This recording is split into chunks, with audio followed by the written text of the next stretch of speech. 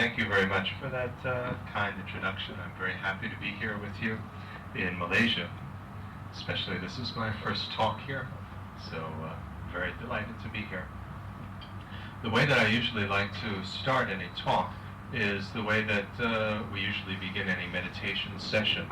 And the way that we begin a meditation session is to put some space in between what we had been doing and what we're about to do. And the way that this is done is with a breathing meditation. And so the technique is to focus on the breath going in and out of our nostrils and to count the breath. And so we breathe out and in and count that as 1, out and in 2, out and in 3, like that up to 11. It's usually done 2 or 3 times like that. 11 is chosen as an auspicious number. There's no other particular reason for that. It works very well because, you see, if we just start to go into a meditation session or we just start to go into a teaching, usually our minds are very involved still with what we were doing before, with all sorts of other thoughts. And it's hard to just immediately start to concentrate or focus on doing something. But if we put a space in between what we had been doing and what we're about to do, then that gives us much more chance to disengage our mind from what was going on before and now enter into something very fresh and clear. And so the breathing does that. The idea behind it is that it's very difficult for us to do several things at the same time in our heads. And so if we focus on the breathing, the sensation on our nose, and counting, then it doesn't leave much room in our minds to continue to have all sorts of other worries or thoughts or things that are bothering us. But we only do it for a short amount of time because if we do it for too long, then we get bored with it and then our mind starts wandering off again and it defeats the purpose. And so that's why it's done up to 11 only 2 or 3 times. And the way that you breathe during that is just normal, relax. You don't have to hold your breath or breathe in any very special way, but just to breathe normally and count like that up to 11. It's a very useful technique also for not only when we're going to get into doing some spiritual type of thing, but on a very practical level it's very useful. Let's say we're going to the office and we have to sit down and work, then if our mind, or we have to type a letter, if our mind is still thinking about our family, our children, or the meal, it's very easy for us to have half a mind off somewhere else, and then we start and we make lots of mistakes when we type.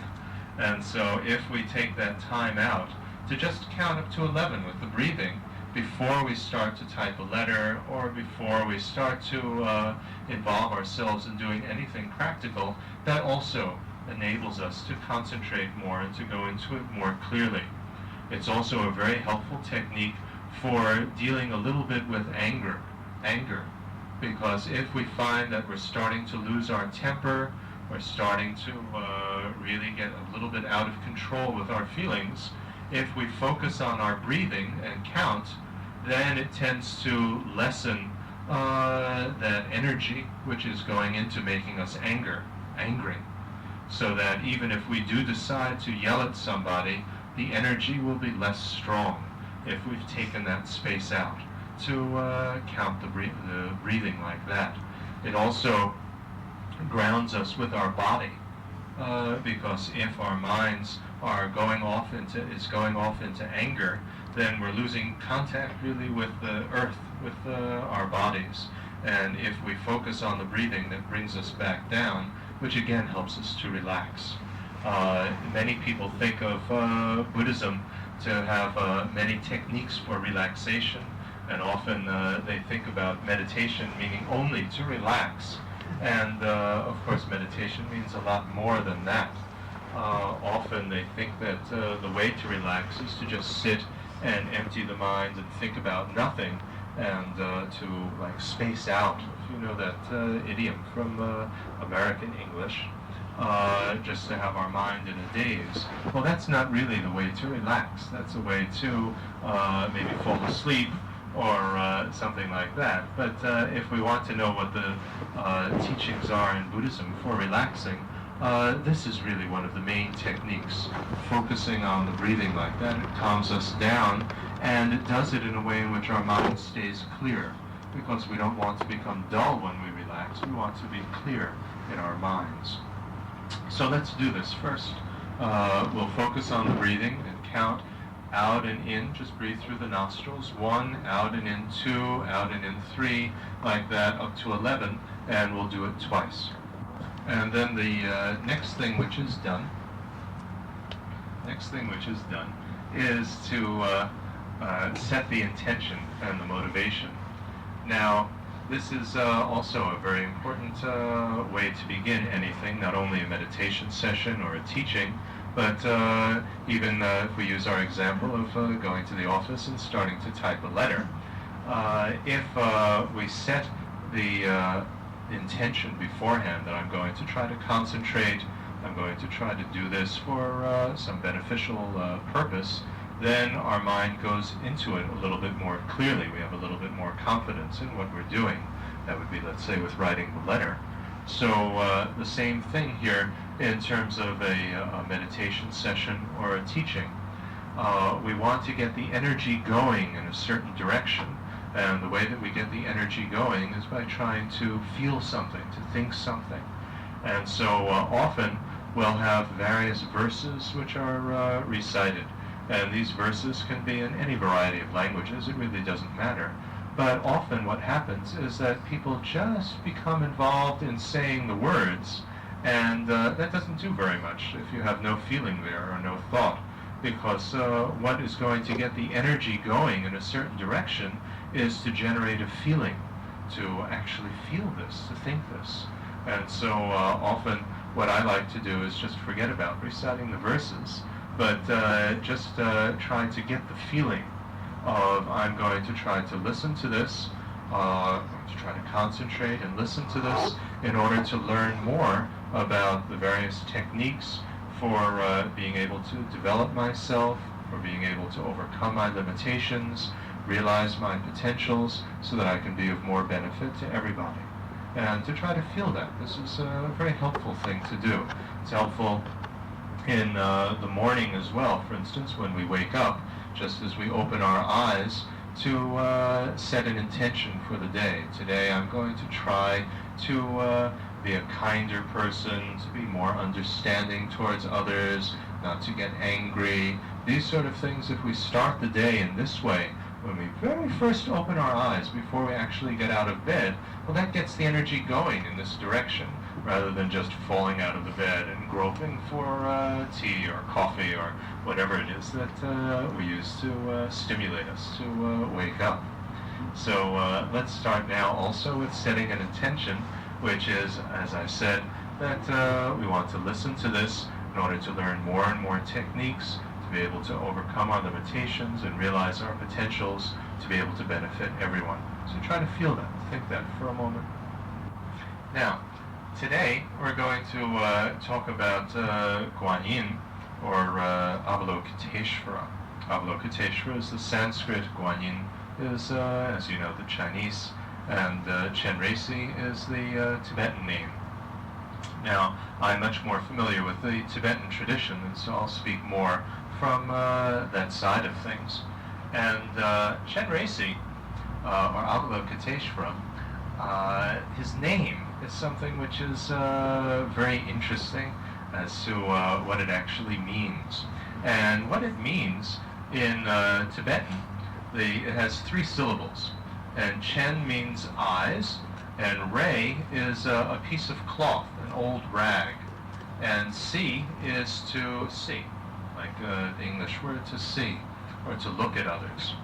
And as my teacher, Serpong Rinpoche, who is one of the Dalai Lama's teachers, His Holiness the Dalai Lama's teachers, explained to me, he said that the meaning of this is that Chenresi, look with his eyes, he looks at others not in the way that you would look at just some old rag or piece of cloth that you would just want to throw away or discard or not pay any attention to. This is the meaning of his name.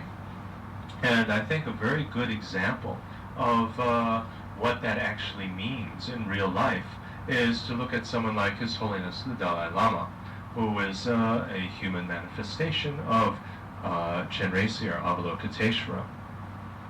Now, His Holiness the Dalai Lama lives in Dharamsala in India, and over the last few years the border has been a little bit relaxed with Tibet, and so a number of pilgrims from Tibet are able to come to India to see His Holiness. And so once they came, there was a group of about maybe 80 people from Tibet. And His Holiness the Dalai Lama was giving a small initiation, a small ceremony for them at his residence, at his palace. And I had the honor to also attend that. And so there was a group of people sitting, and in the front there was an old monk. And this monk was wearing very ragged type of robes, and he had no teeth in his mouth, and looked very poor and very difficult type of physical situation. And His Holiness the Dalai Lama walked in, and he sat down on his throne, and he looked at this old monk in the front row, and he pointed to him, and he said, "I remember you." He said, 30 years ago, I took a trip to China, and at that time we passed by your monastery in eastern Tibet, and at your monastery they gave a long life puja or ceremony for me, and during that puja they held up, it's the custom in Tibetan ceremonies to hold up a mandala offering plate, which is a plate with many different things on it representing making a very great offering. And so at that ceremony, you were one of the monks who held up that offering plate. And I remember that it was very heavy, and you had a lot of difficulty holding it up for so long during that ceremony. Do you remember? Now you can imagine the reaction of everybody in that audience. Everybody started to cry. All the tears came, because here was His Holiness the Dalai Lama, who had obviously seen hundreds of thousands of people since that time when he saw this old monk, and yet he remembered him. And this monk was not too insignificant or anything like that, that His Holiness would just discard like an old rag, like something that you'd pay no attention to, but it was like seeing an old lost friend. And, even though this monk had changed so much in 30 years, yet His Holiness recognized him. And this, I think, sums up very, very well what the whole type of feeling of Avalokiteshvara or Guan Yin is. It's someone who looks with their eyes at everyone, not like a piece of rag, but as something precious, with great respect and great concern equally for everybody. Nobody is too small, nobody is too insignificant.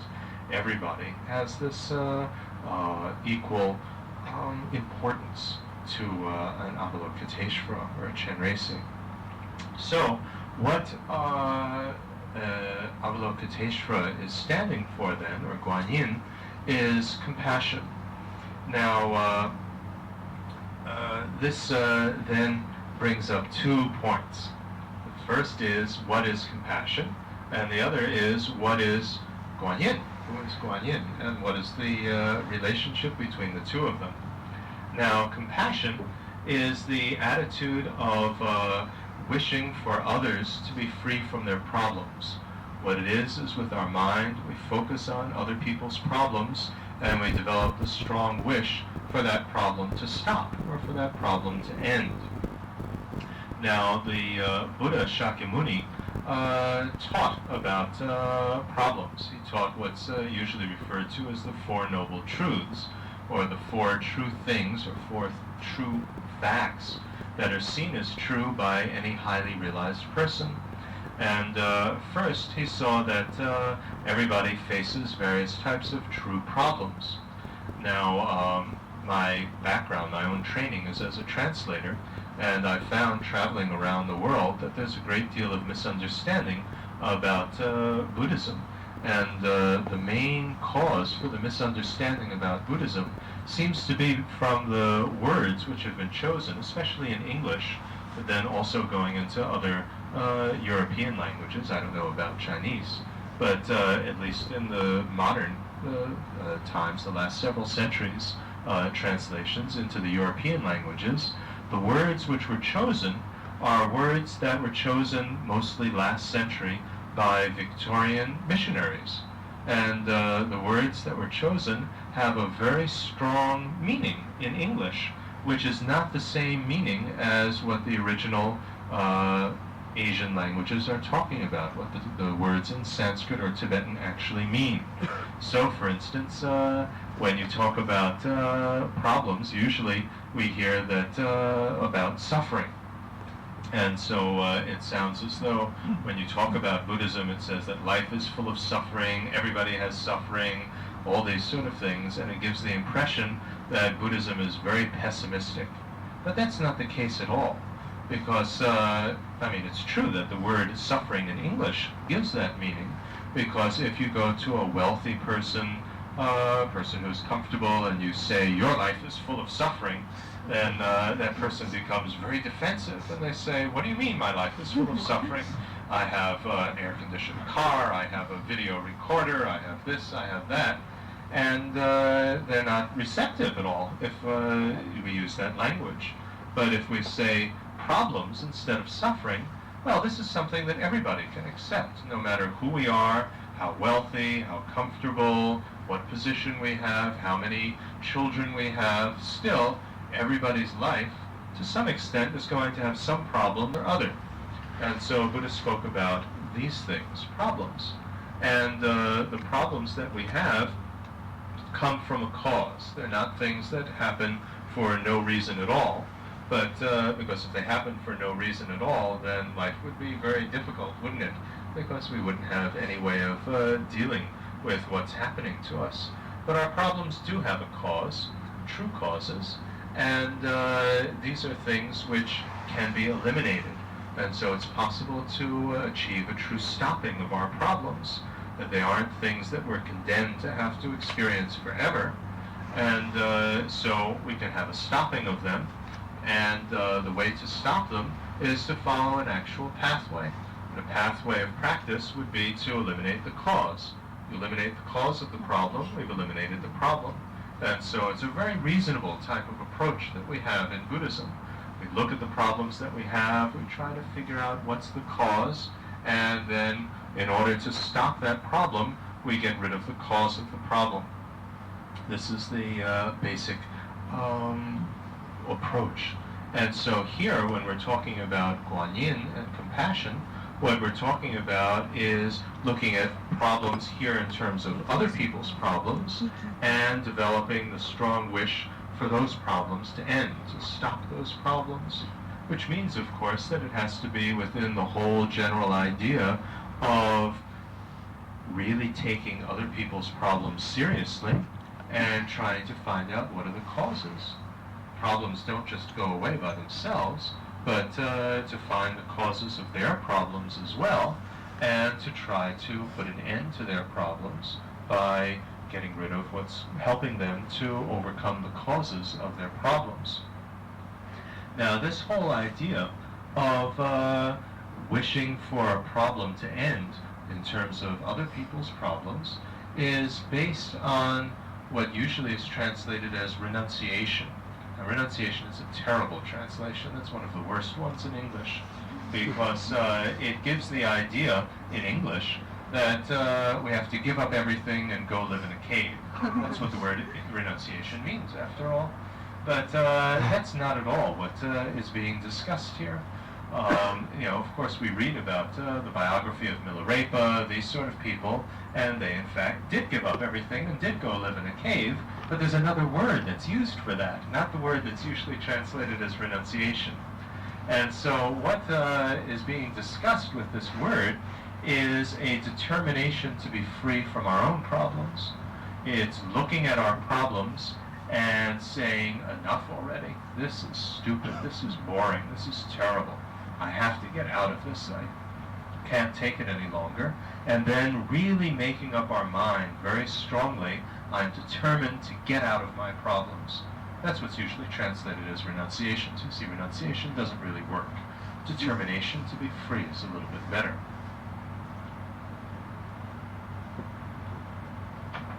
So, based on looking at our own problems and having that determination to be free, which is the strong wish for our own problems to end, then we can have that attitude towards others, looking at them and may their problems end, having the same strong wish. So you can see it's really the same attitude, looking at problems, but one is directed at our own problems and one's directed at other people's problems. Now, it's not just the wish for stopping other people's problems, for them to end, that's compassion, but also it involves love. And love is defined as the wish for others to be happy. Now, in English, I don't know about in Chinese, but in English, the word for love is usually used quite differently. You know, I love you, which means I need you, why don't you call me? Why don't you come over? You didn't call me, you bastard, I don't love you anymore. This type of thing is what usually love means in English. And so it's not really being concerned very much with the other person. It's being concerned with what we can get from the other person. I need you, I love you, I want you. And so it has a lot of conditions associated with it. And if that other person doesn't do what we want, and doesn't always, act nicely towards us, then, like a teenager, all of a sudden, we hate this person. You know, you didn't remember my birthday, you didn't do this, you didn't do that, all these sort of things, and then we don't love them anymore. But in the Buddhist idea, love is the wish for somebody else to be happy. And this is without any conditions attached, no strings attached. It's like what we would feel for our baby. If our baby throws up all over our clothes, we don't stop loving the baby. We still care for the baby to be happy. So it's this type of attitude towards others that we just want them to be happy. And it doesn't matter whether they do anything for us or not. It's this wish for them to be happy. So compassion is always mixed together. It's based on this idea of love. And so Guan Yin also is involved with both these sides, the wish for others to be happy and for their problems to end. Now, it's not enough, of course, to just have this type of wish.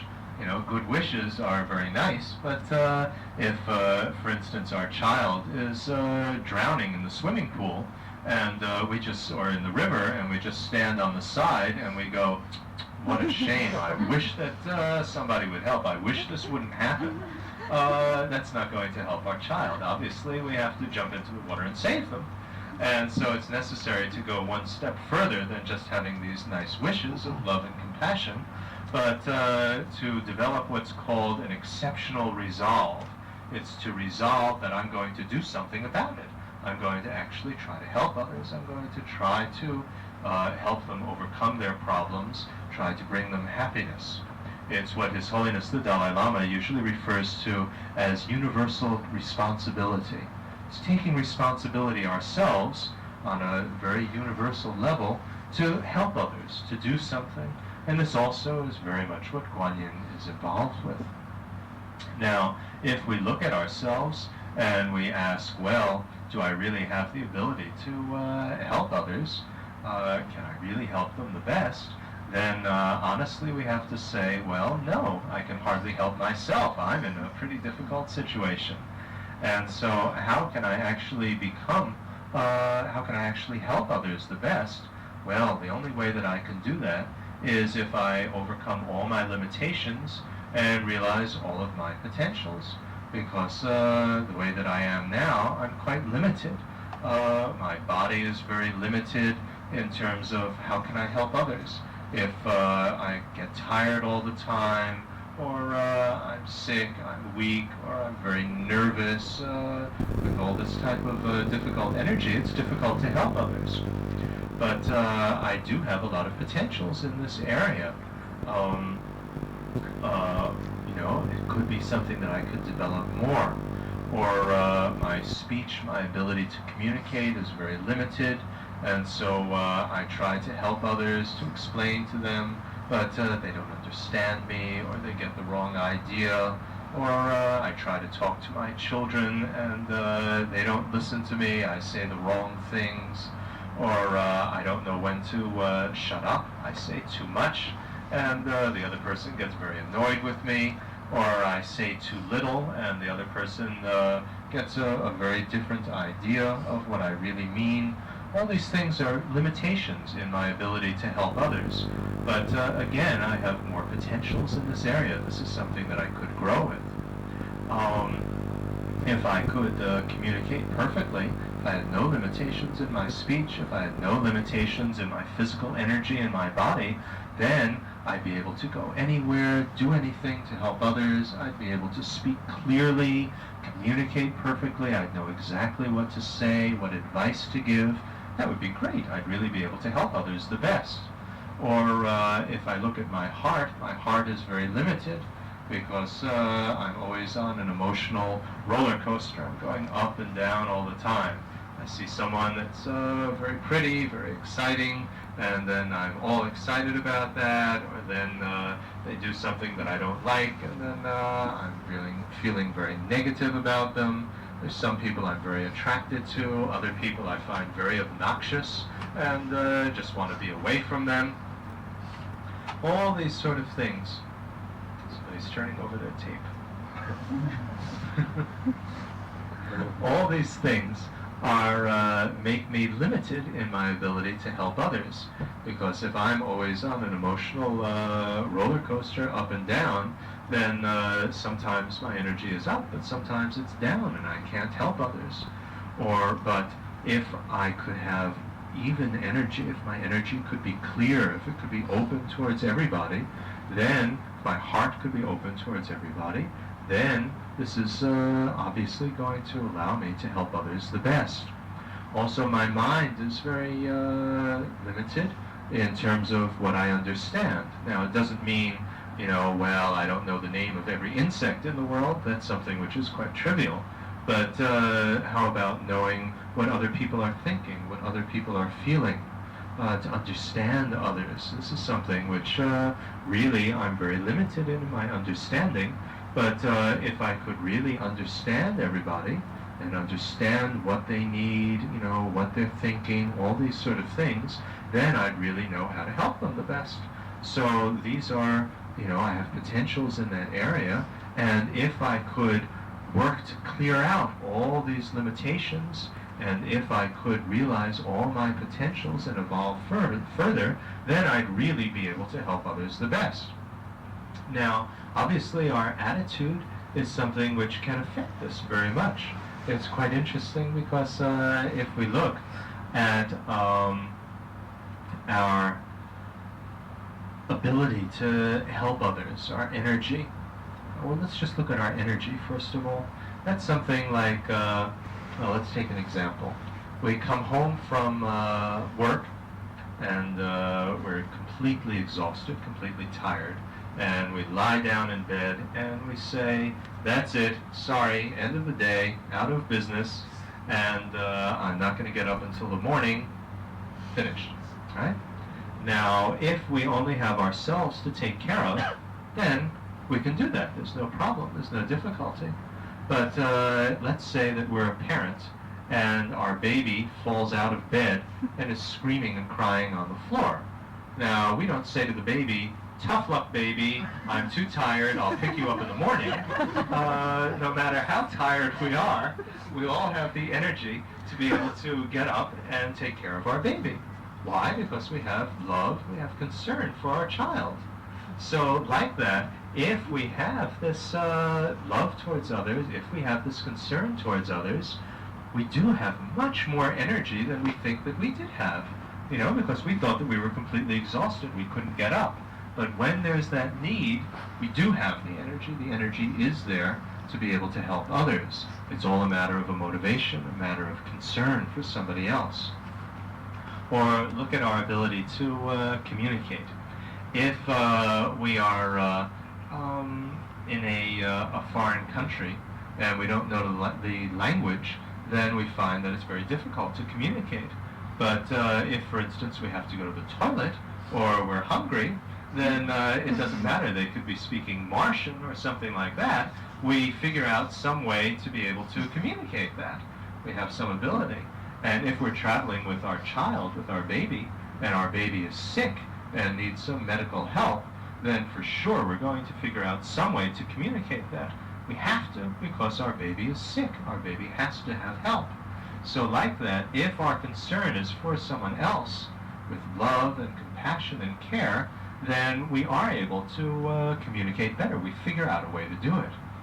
The same thing with our hearts. Our hearts can be quite limited in terms of we just think about ourselves, but then we get married, for instance, and everybody's turning over their tapes. Does this thing turn over by itself, or just goes for everyone? That's 1 hour. Very clever. We can get married, and when we get married, then we find that our heart is open a little bit more to somebody else. And we have a child, and then we discover that our heart is open to yet another human being. Now, we might think that I can only love one child, but if we find that all of a sudden we have 5 children or 10 children, we really are capable of having love, for our heart to be open to more and more others, to all 10 children. So like that, we do have potentials, and if my heart could be open like that towards everyone, then I'd really be able to help others. And our heart is capable of being open to more, because we can see this example of, based on concern for our child, for children, that if it's 10 children, it can be open to 10 people. Likewise, our minds are capable of understanding more and more things, especially when it's for somebody else. We might not understand mathematics or these sort of subjects in school ourselves, but if our child comes home and they're studying mathematics and they ask us for some help with their schoolwork, then, well, it's very embarrassing. We lose face if we say, well, I don't know how to do this. And so even on that level, if our concern is for the child, then we'll figure out some way to be able to help them. We'll figure out ways of doing things that with ourselves we might be too lazy to do, but if it's for our child, we do have the strength to do that. We do have the ability to try to understand things better. So, the way to really be able to help others is if I can overcome all my limitations and realize all my potentials, then I'll really be able to do it. And this is what enlightenment is. Enlightenment, again, that's a little bit of a strange word in English, because in English it means modern. We have in the history of Western philosophy the Age of Enlightenment, which is the age of modern thinking. And then we read in Time magazine, for instance, that President Reagan has an enlightened policy of economics, and then we have a very strange idea of what the word enlightenment must mean. What it means there is just modern. And so it isn't quite the exact word. And enlightenment also doesn't mean, like when they translate it into French or some other languages, illumination. And so you get the idea that all of a sudden fireworks go off, and lights and rainbows, and maybe musical instruments, and all of a sudden we're illuminated, we're enlightened. It's not like that either. But rather it's talking about the situation in which all our limitations are removed, all our potentials are realized. We've purified everything, and we've grown to the fullest state possible. We've cleared out all our limitations so that everything is clear about us, and we've evolved to the highest state possible. This is what enlightenment is talking about. And so what we want to do is to develop what's called bodhicitta, and bodhicitta is a heart which is set on enlightenment. It's set on becoming a Buddha, like this. Now, you'll notice that I'm using the word heart.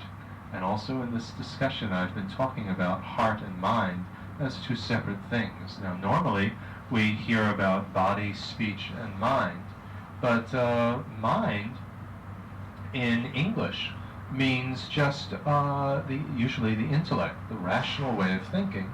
And in English, we make a difference between the heart and the mind. I don't know about in Chinese, but in English we do. And the heart is talking about emotions, feelings, these sort of things. And we get the idea from just body, speech, and mind that, well, what about the feelings? What about these sort of things? Now, in Sanskrit and in Tibetan, we only have one word, and this word covers both the mind and the heart. There's no difference being made here. The word includes both of them, and so that's why, at least when we speak in English, I think it's helpful to make that difference, because we are talking about developing the feelings, developing our heart, and as well as developing our mind, our understanding. And so bodhicitta is a heart which is set on overcoming my limitations and realizing my potential. So it's set on that goal with the intention that I must achieve this. Why? In order to be of best benefit to others. And so it's a heart which is set on this. And the way to actually develop it is to expand our heart out more and more, to expand our heart out more and more to others, and to realizing this goal in order to be able to help them. So Guanyin is really concerned with all of these different aspects. It's compassion, it's love, so the wish for others to be free of their problems, for their problems to end, and it also will, that's the main thing that it's for, but implied in it is the love, which is the concern for them to be happy, and going further, which is having the resolve, the exceptional resolve to do something about it. And what am I going to do about it? I'm going to set my heart on overcoming my limitations and realizing my potential so I can help them, so I can develop myself, so I can grow, so that I can be of best help to others. So it's a very active state, and then actually doing what is going to bring us to that state. It's not just wishing for it to happen, but actually expanding our heart out towards others more and more, trying to help them as much as possible. Now, how does Guanyin help with all of this? Who's Guanyin? Who's Avalokiteshvara or Chenresi, if we use all the different languages? And what it is, the Tibetan word is a yidam. And a yidam in Tibetan, that's again made of two syllables. And the first syllable means mind. And obviously that could also mean the heart. And the second syllable has the meaning of a close bond or a connection. And so what it is a type of form that we want to bond ourselves or connect ourselves, our mind, our heart, our feelings.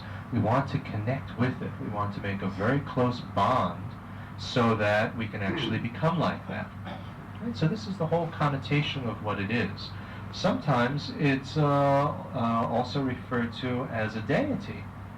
And it's not just a usual type of deity or god, but an exceptional type of one, not our usual ones in the god realms. Now, of course, the word God is a very difficult word here, because either we think of a creator god, which is not at all what's being discussed here, or we can think of the ancient Greek gods or things like that, which again might have a little bit of a strange idea. Deity also sometimes has that same problem with it. What it really is a type of form that is an enlightening type of form, right? So, for instance, we have many Buddhas. Right? The Buddhas are those who have become clear, right? Who have cleared out all their limitations, cleared out the limitations of their body, of their energy, of their ability to communicate, of their hearts, of their minds, so that everything is clear about them. Their energy is clear, their communication, their speech is perfectly clear, everybody understands perfectly what they mean. their hearts are clear and open towards everybody, their minds are clear and they see everything, so clear in these two senses, and they've evolved to the highest state possible so that now all their energy is going out towards others. So these clear evolved ones, or Buddhas, are ones who can appear in any type of form which is going to be able to help others. And so they appear in these various types of enlightening forms, these deities. But as I say, let's try to get a little bit out of calling it a deity, because there's too many further associations with it which are not really appropriate. And so these enlightening forms, like Guan Yin or Avalokiteshvara, is an aspect that a Buddha, not only the Buddha Shakyamuni, but any Buddha, including ourselves, when we become clear and evolved, that we can all appear in. And we appear in this aspect in order to, one, be able to help others, and two, to provide an enlightening form or a model that everybody can bond closely with or connect closely with, so that they will be able to become like that and actually help others the best. And so on that one level, it's an enlightening form that these clear evolved Buddhas can appear in. On another level, these can also be actual persons who practiced and developed themselves, became a bodhisattva, that's somebody whose heart was completely set on achieving this state of total purification and growth, becoming a Buddha to help others, and who actually achieved this, right? And then they act as a model, right? So you can actually have a person who was Guan Yin, or like that. I think in the Chinese there are some various historical accounts of a person who was like that. In the Tibetan tradition, I've never actually heard of a story like that, but there may be one. I mean, I haven't heard everything, obviously. And even if there is a person who was Guan Yin and who developed themselves and became a Buddha, nevertheless, any Buddha, any clear evolved one, can appear in that form as well. So you see, it could be either way. It can either be an actual person who became an enlightened being, or it can also be any clear evolved person, any Buddha, appearing in that aspect. And also then, it can be an aspect or form that we ourselves can use to bond ourselves closely with, our mind, our heart, but also our body, our way of acting, our energy, our way of communicating, that we can bond very closely with as a model or an ideal role that will help us to actually become like that. How can this help? How can Guan Yin actually help? In the Tibetan tradition, Guan Yin appears as a male, as a man. But really that doesn't make very much difference, because it's just a representation, a form, and an enlightened being, a Buddha, can appear in any form, either as a man or a woman, depending on what's going to be of most help to others. Now, how can Guan Yin actually help us? Well, there are various levels of this. On one level, we can say prayers. Now, what is a prayer? A prayer, at least the Tibetan word for it, means, it's the word munlam, and the first syllable, everything like in Chinese, is made up of two-syllable compounds, or sometimes a few more syllables, and each syllable has a meaning. And so just as we can derive the meaning in Chinese words from both syllables, we can derive that also in the Tibetan. And so the first syllable means an aspiration, a wish, what we want to aspire to. And the second syllable is the word for a pathway. And so what it is, it's a pathway of aspiring for something.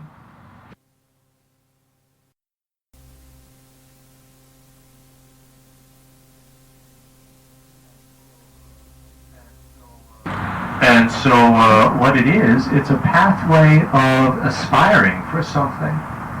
Now, what does that actually mean? That means that what we're doing is wishing for something to happen and setting our energies going in that direction. Now, for instance, most of the prayers which are made are usually prayers for requests made for inspiration. Now, often that's translated as blessings, but blessings, again, is a little bit strange word in English because it sounds a little bit like somebody has a magic wand and they bless us, and all of a sudden miracles happen or things like that. And it doesn't quite mean that. What it means in the Tibetan tradition, Tibetan language, is, again, you have to go back to 2 syllables, and the first syllable means to brighten, to make bright, to make us bright, and the second syllable means to transform. And so it's a type of inspiration which transforms us so that everything about us is now more bright. Or it could be some inspiration in a situation which is going to transform that situation to brighten it, to make it things go better. And if we think in terms of inspiration, that's something that now we can understand. You know, because many things can happen which are strange, which are unusual, but if we call it magic, then we have the idea that, well, there's no explanation for it, it's just magic. But if we think of it in terms of some inspiration, some inspiring energy has come into the situation, then there's some explanation for what's going on. Because in Buddhism, we look at what is it that exists, and what exists is everything that can't be known. And if it can't be known, it doesn't exist. And so that means that everything has an explanation, and that everything can be understood. And so we can ask, for instance, for inspiration from Guanyin, which would be either Guanyin as an actual enlightened being, or as there are emanations of Guanyin in terms of His Holiness the Dalai Lama, or His Holiness the Karmapas. These are all emanations or manifestations of Guanyin. Or we can ask for inspiration from any Buddha, from any enlightened being, from any of our teachers. That's one type of prayer. That's a way of aspiring. That's our energy going in a certain direction so that we ourselves then will feel inspired by the example of Guanyin to then be able to help others more. Or we would pray for Guanyin to be able to help somebody or things like that. But what we're actually doing is calling upon positive energy, loving energy, both from Guanyin as a person and also to gain inspiration so that we ourselves create that positive energy, which then, if we add into a situation, that can be of help, to help another person get better, to help us get better. It's actually bringing energy into a situation with our attitude. So something's happening. It's not just magic, that can't be understood. So that's one way that Guanyin can help. But we have to be very careful because if we think of Guanyin as a god or a deity, then all of a sudden the Western idea of God becomes associated with that. And the Western idea of God is that God is omnipotent. God is all-powerful, can do everything. Now, if we start to think of Guanyin as all-powerful, as an omnipotent God, then we get into trouble. Because what happens is the same thing that happens in the Bible, which is we have in the Bible the book of Job, in which the question is asked, if God is so loving and is all-powerful, why is there still suffering? Why is there still pain in the world God should have eliminated it because God had the ability to do that, right? So if we think that Guan Yin also is all-powerful and has the ability to eliminate everybody's problems and suffering, then we have to ask that same question as Job. Why hasn't he or she, whichever form we're looking at, done it already? So obviously that's a big problem.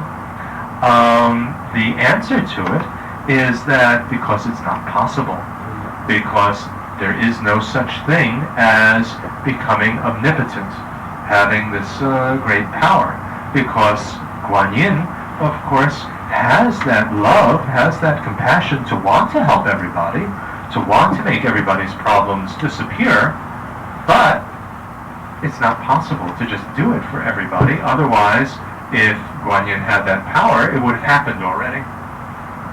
Now, that is really quite reasonable, because the way of explaining it is that there's just a certain amount of energy in the universe.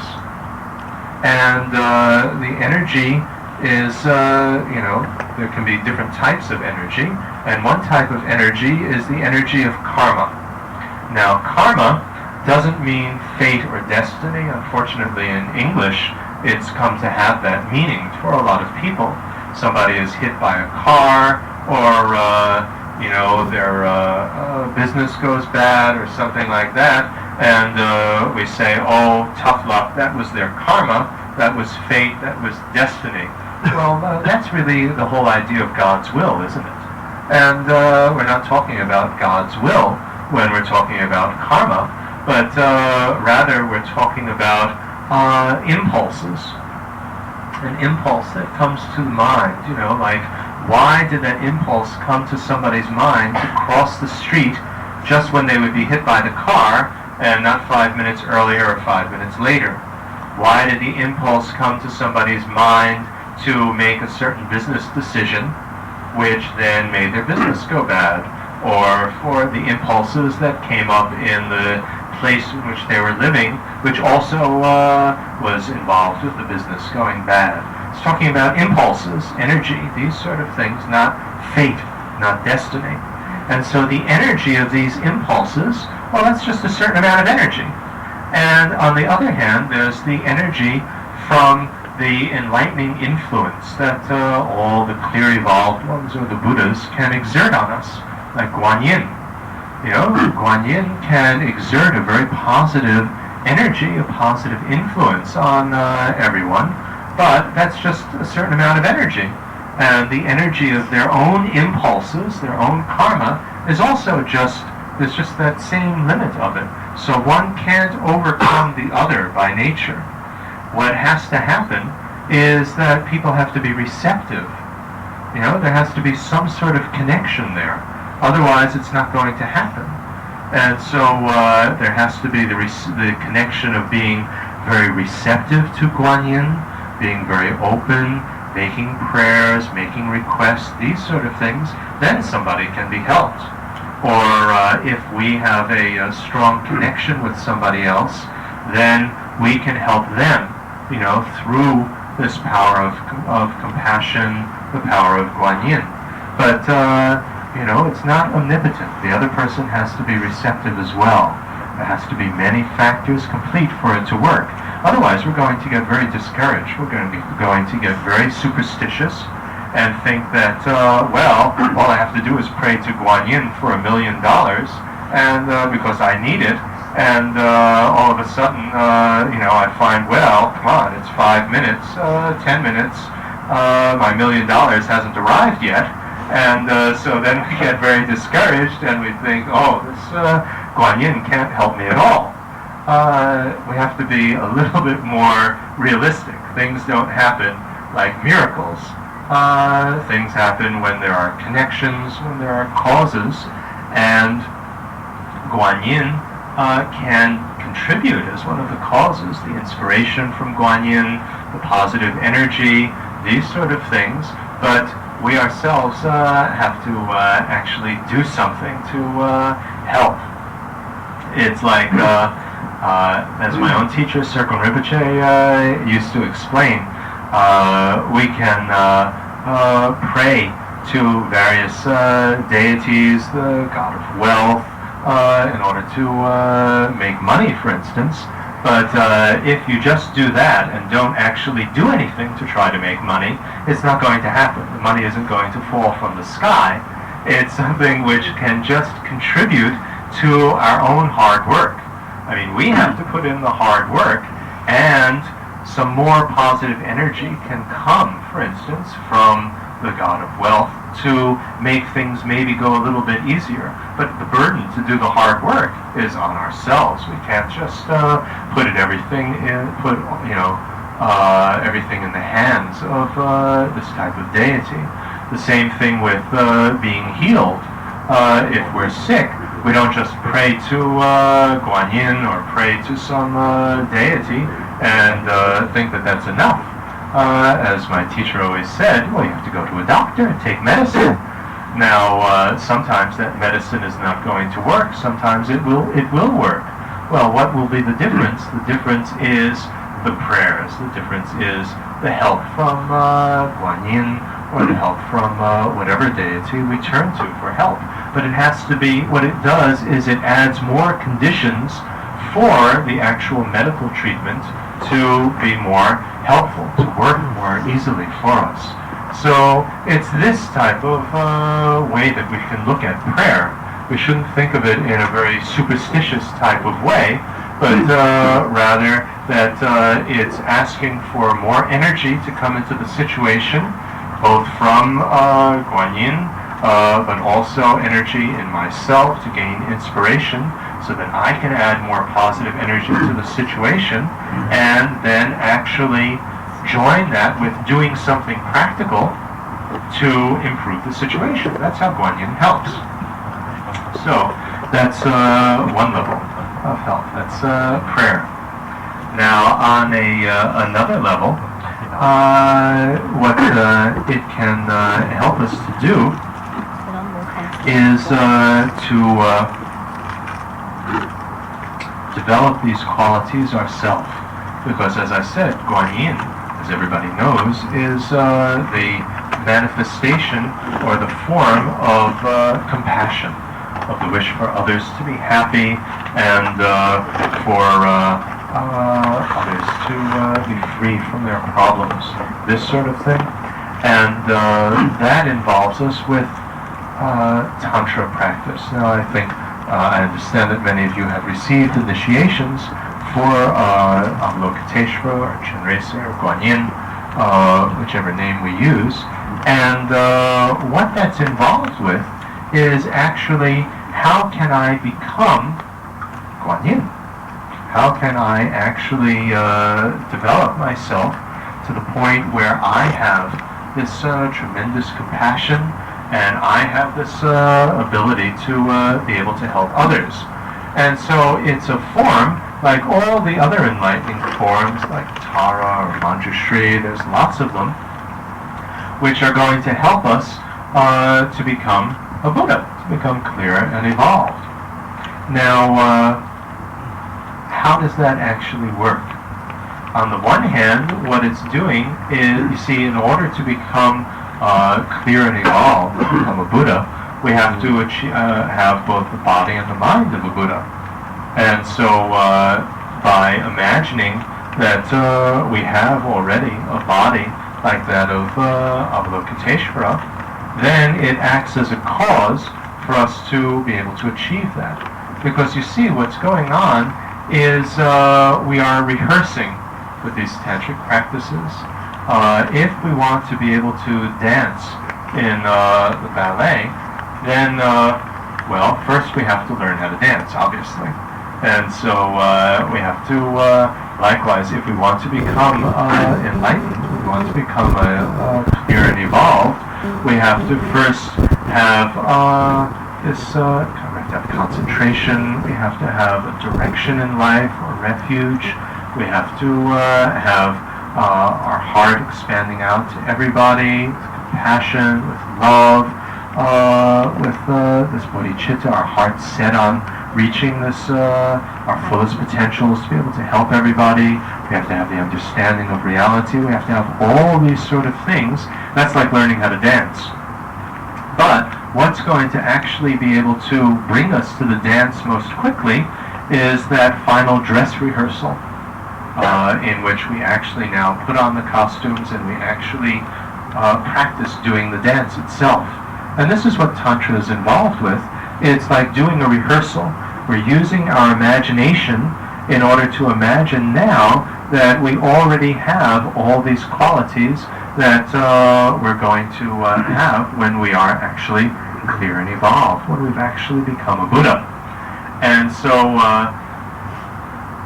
we imagine, for instance, that I am Guan Yin. I mean, if we've received an initiation, then we can imagine that. We imagine that our body is like that of Guan Yin, made of transparent, clear light, with infinite energy, that we're able to go everywhere. We imagine that we can go anywhere and do anything in order to help everybody. So we have this lightness, this transparency. And so on one level, the form of Guan Yin helps us to do that, to achieve like a body of a Buddha by imagining that we have one already. And also what's involved is the self-image. When we imagine ourselves as being this Guan Yin, we imagine that we have the self-image of Guan Yin. Now, self-image is something very important. We all have a self-image of ourselves, and sometimes it's very helpful to take out some time and to actually examine, what is my self-image? Who do I think I am, actually? I may think that, I'm short, fat, and ugly, nobody loves me, this sort of self-image, or that I'm shy and I can't really do anything, or that I'm stupid, I can't understand anything, or it could be that I'm so beautiful and glamorous, or that I'm the cleverest person in the world, or, there's all sorts of self-images that we can have of ourselves. And as I say, it's very important to think about that, to try to examine it. And often these self-images are very negative. And these negative self-images we tend to identify with. We put a big black line around it, and we say, that's me. Like, for instance, my image could be that I'm shy and I can't really do anything to help anybody. And so I walk into a room, and this is who I think I am, and so immediately I go into a corner and I don't say anything, and then everybody else agrees, yes, that's a shy, boring person. And we've locked ourselves into this image. But the thing is that we don't really exist in that way. Because if we existed in that way, with a big black line around it, we'd have to always be like that. We'd have to, everybody would have to see us like that from the time that we were a tiny child. Always, permanently, it would be like that. But that's not the case, because there are others who do find us differently. Our dog doesn't find us boring or shy. I mean, there are many different examples that we can use to prove to ourselves that I really don't exist with this big black line around a certain self-image, that this is who I am, always, permanent, definite. Now, that's what voidness, by the way, or emptiness is talking about. It's talking about an absence. Voidness or emptiness is a very misleading word in English because it gives the implication of nothingness. And we're not talking about nothingness. We're talking about an absence, and it's an absence of something. And what is it? It's an absence of fantasized ways of existing. Like, it's a fantasy to think that I am a shy, boring person who never has anything to say and never can be of interest or help to anybody. That's a fantasy, or to think that I'm a monster. Right? A lot of people think I'm a monster. And it's a fantasy. It's a fantasized way of existing. Nobody exists as a monster. You'd have to be a monster to everybody, to your mother, to your child, to the dog, to everybody. Well, nobody's like that. That's a fantasized way of existing. Voidness is talking about an absence of that. It's not referring to anything real. That doesn't mean that I don't exist. It means I don't exist as a monster. I exist as anything. Now I'm walking, now I'm talking, now I'm helping people, now I'm sleeping, it's open. Everything is open to what I can do. So with self-image, we are locked very often into a negative self-image. Now, what Tantra is involved with is saying it's like a type of mental judo. It's like a martial art of the mind. It's saying that if the tendency of the mind is to project self-image, then why project the negative one? Project the positive one. Instead of feeling that I'm shy, boring, I can't do anything to help anyone, why not have the self-image of, no, I'm a kind person, I'm a warm person, I can help others. This sort of self-image be much more positive. But again, it has to be without putting the big black line around it. Because if we put the big black line around it, then it's, oh, I'm so kind, I'm so wonderful, I'm a saint, everybody should kiss my feet and thank me and think how wonderful I am. And again, that could be as obnoxious as any other type of negative self-image. And so it has to be within the whole idea of an absence of big black lines, absence of fantasized ways of existing. So when we imagine that we're Guanyin, what we're doing is changing our self-image within the whole idea of no black lines. Right? Changing our self-image to a positive one. Now this is something which is very, very helpful, because then it gives us the confidence to actually feel warmth to others, to actually feel kindness towards others. There are many different enlightening forms besides Guanyin. There's Tara, for instance, Tara, and each of these is a different self-image, positive self-image. Tara is the self-image of the energy of life, having this vitality of life which then you can give to others to help them to have good health, to help them to have long life, these sort of things. There's many different types of Tara, but it's this energy of life, this vitality. And again, to feel that I have this vitality of life, I can give this to others, that's very positive, rather than feeling, oh, I'm depressed, I'm feeling terrible, I have no energy, leave me alone. Obviously, if we think like that, then we're not able to do anything to help others. But if we feel that I have this energy, I can give this energy to others, like Tara, then that really allows us to radiate this energy out to everybody. Or Manjushri is the self-image of having clarity of mind. If I think that I'm dumb, I'm stupid, I can't understand things, then I don't even try. But if I feel that, no, I have clarity of mind, I'm Manjushri, I can actually see clearly, then that gives us the confidence to try to understand better. It helps us more. So working with Guanyin meditation is working with changing our self-image. And not only to just imagine that we look like Guanyin, but to feel this self-image, and to actually feel it, to see this and to feel this. Meditation is involved with, see again, meditation is not the greatest word in English, because it now seems to have the connotation of just sit down and do nothing. It's like escaping from things, you don't want to do your work, and so don't bother me, I'm meditating. You sit down and you empty your mind and you space out, and you, whatever thoughts come to your head, you have a nice trip, and that's it. Well, that's not what meditation is. What meditation means is to build up a beneficial habit. To build something up is a beneficial habit. It's a very active process. And so what we want to do is to build up this self-image, to build up compassion, which goes with this self-image as a beneficial habit, so that we actually become like that. So first we have to listen to it, we have to hear an explanation, then we have to think about it so that we understand it, it makes sense to us, and then we actually build it up as a beneficial habit. The way that we do this, I'll just explain very briefly now. On Saturday, this Saturday and next Saturday, when I talk about exchanging self with others, that's actually the specific meditations involved with Guanyin, the meditations involved with compassion, with overcoming our selfishness, really developing warmth towards others, then I'll go much more in detail about the actual process of meditation. But in brief, what it is once we've listened to something, and once we've understood it, we've thought about it, then we want to actually integrate it into part of ourselves.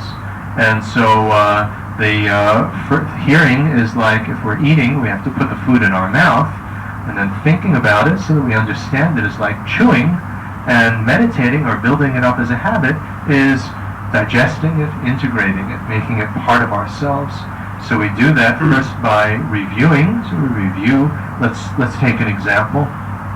Like everybody is a human being. Everybody wants to be happy and doesn't want to be unhappy, just like me, including my boss, including my children, including my parents, including my neighbors, including anybody.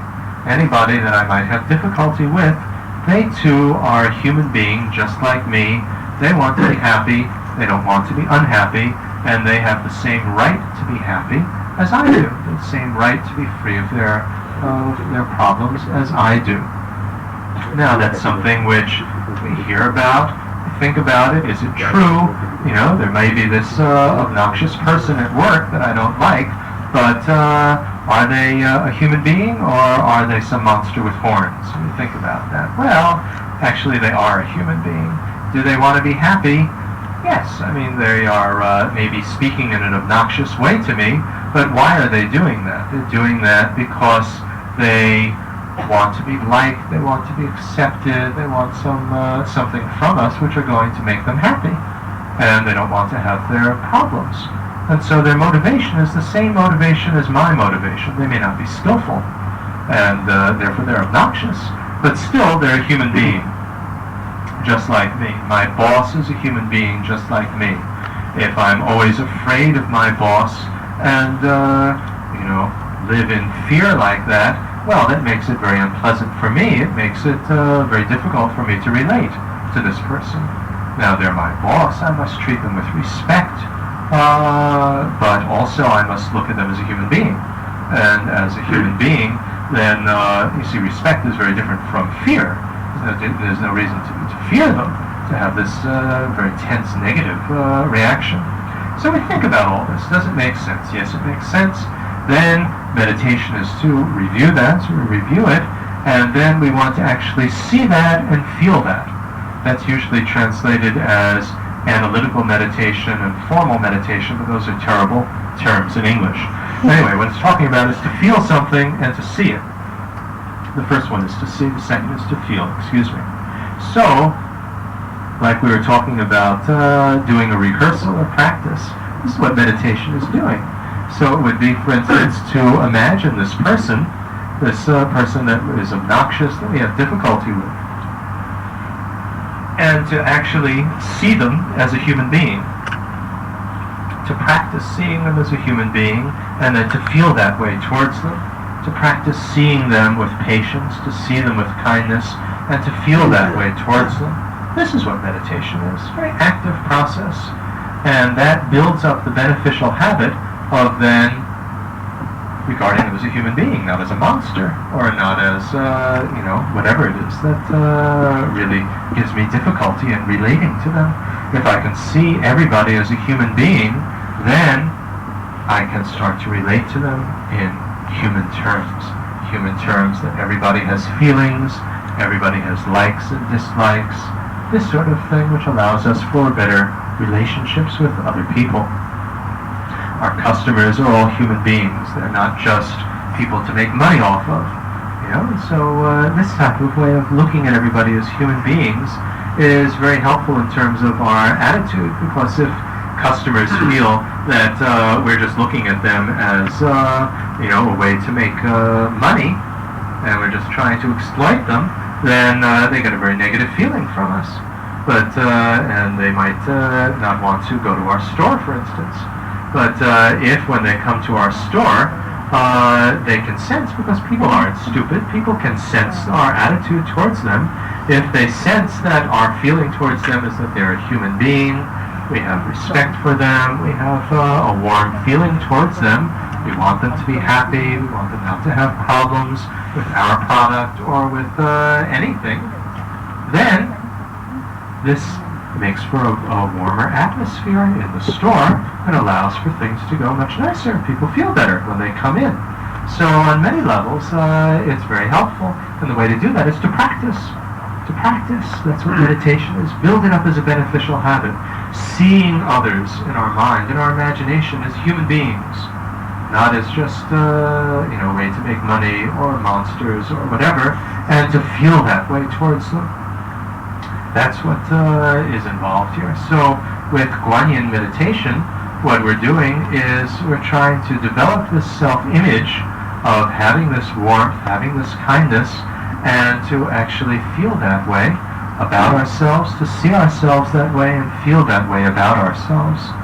And that's, again, what meditation is doing. To see ourselves, I am a warm, kind person. I do have feelings for others. I'm not just cold. And to see that and to feel that about ourselves. And with that change of a self-image, then that allows us to actually be able to practice having warmth towards others, because then we don't feel, oh, I can't do that. I can't smile at somebody. How can I smile at somebody? It allows us to be able to overcome that so that we can actually show warmth towards others, which is very helpful. Helps them, helps us. It's very helpful on all different levels. So that's what's involved with this Guanyin type of meditation of imagining that we are Guanyin. Also, we have. Should we just ignore that, or you want to pick that up? Also, we have mantras, and the mantra is these are syllables which help to protect our mind. That's what the word mantra means. And what it actually deals with is, again, a type of mental martial art, or judo.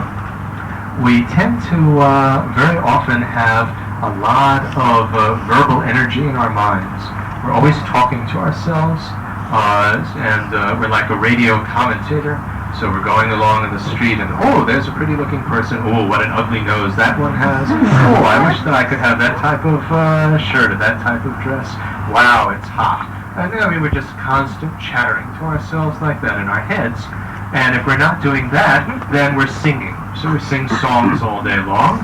And sometimes it gets so bad that we start singing advertisement commercials from the television. And then, we really feel as though I'm a cricket, I'm some sort of insect that has no control over making this noise that just goes on in my head. And it really is very pathetic. So, what we want to do is, again, a type of mental judo, to flip it, which is saying that if the tendency of the mind is to have all this verbal energy going, well, why not have it be positive? Make it into a mantra. And these mantras, like Om Mani Padme Hum, is a way. They are a way of harnessing this verbal energy to use it for a very positive purpose. Now, to just try to be mindful all day that I am Guanyin, I am compassionate, I am a kind person, I have warmth towards others, that's not so easy to do. We very easily lose mindfulness of that. But if we're doing a mantra, then the mantra is something which helps us to be mindful of that self-image. And so this is its main use, is to help us be mindful of the self-image that goes along with it. And each of these enlightening forms has its own mantra. Now, in addition, this mantra has a certain energy which is involved with it. It creates like a certain vibration. So rather than a very jumbled type of vibration of just chatter or different type of noise going on in our head, the mantra creates a very calm type of energy, a very calm type of vibration. Or it could be a very clear type of vibration with mantra Shri. Each of them will create a slightly different vibration, which is a way of getting the energy going in our body in a certain way. Now, there's a much deeper level to mantras as well, which is that, in Tibetan, the word for energy and the word for breath is the same. And so when we have a mantra going, what we're doing is the mantra is shaping our breath, isn't it? Right? Because we're breathing with the mantra, and on a subtler level, it's shaping the energy.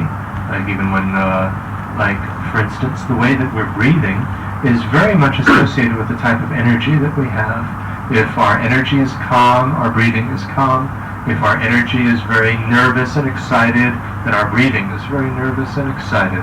They're very connected with each other. And even if, so when we're doing a mantra, by getting the breath in a very rhythmic pattern, it also gets the energy into this pattern. It allows us to have a handle on the breath, which allows us to have a handle on the energy.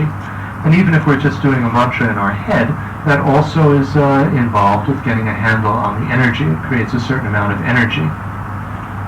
Now, we want to be able to get a handle on the energy because what we're going to do is, in the highest class of Tantra, we want to be able to get the energies in our body centralized, so that it's not just nervous all over our bodies, but that it's calm, it's dissolved, so that we can get to more and more subtle levels of mind, so that with these subtler levels of mind, we can see reality more clearly, because that's what's going to be able to allow us to get over our problems and to help others, because we're just involved in all our fantasies, especially about who we are, how we exist, how others exist. We have all this lack of awareness of what's going on. So the mantras are helpful in the sense on a deeper level, because by allowing us to have a handle on our breath, it allows us to have a handle on our energy, so that then we're able to use that handle on the energy to centralize the energy, get it more and more dissolved within us in the center of our bodies, so that then we can get to the subtler levels and use that for seeing reality more clearly, so that we can overcome our problems, realize our potential, so that we can help everybody the best, which after all was what we were aiming for. So this is the deeper significance of mantras. We shouldn't just think that there's something like a magic spell. They're not. They have, there's a whole science to it. This is what I was saying in terms of prayer as well. There's an explanation for everything. It's not just working by magic. And if we understand the explanation of how it's working, then that allows us to have much more faith, much more confidence in it. We can have faith in things just because of blind faith in magic, which in a sense can take us a certain way, but that doesn't have a very stable foundation. Somebody performs a better magic trick and we have faith in them more than we had faith before in somebody else. But if we understand how everything works, then that gives us confident type of faith that we understand this makes sense. Then our faith is much more stable, it's much more solid. And so it's very important to learn how everything works, because there is an explanation. Things don't happen for no reason at all, even though on the surface it might seem very unusual and very strange. Okay, so the mantras are involved here with keeping us mindful of a certain self-image and getting the energy going in a certain type of way, and doing it in that way. Now this can be very powerful. As my main teacher, Serkung Rinpoche, one of the teachers of His Holiness the Dalai Lama, used to explain, there are three powerful things in the universe. There is technology, material things, because with that we can, for instance, send a rocket to the moon. There's medicine, which is very powerful, that can cure things, and there's also mantras. And mantras used to tell a story about there was one monk who had a mother, and the mother was usually very, very negative, and she didn't like to do any positive practice or to say Om Mani Padme Hum or anything like that. And this monk was always trying to convince his mother of how beneficial it would be to say Om Mani Padme Hum. And the mother wouldn't do it. And so the monk made this arrangement with the mother that he sewed a little bell into the mother's clothing, and the mother agreed. He made the mother promise that every time that the bell rang, it made a noise, she'd have to say Om Mani Padme Hum. Right?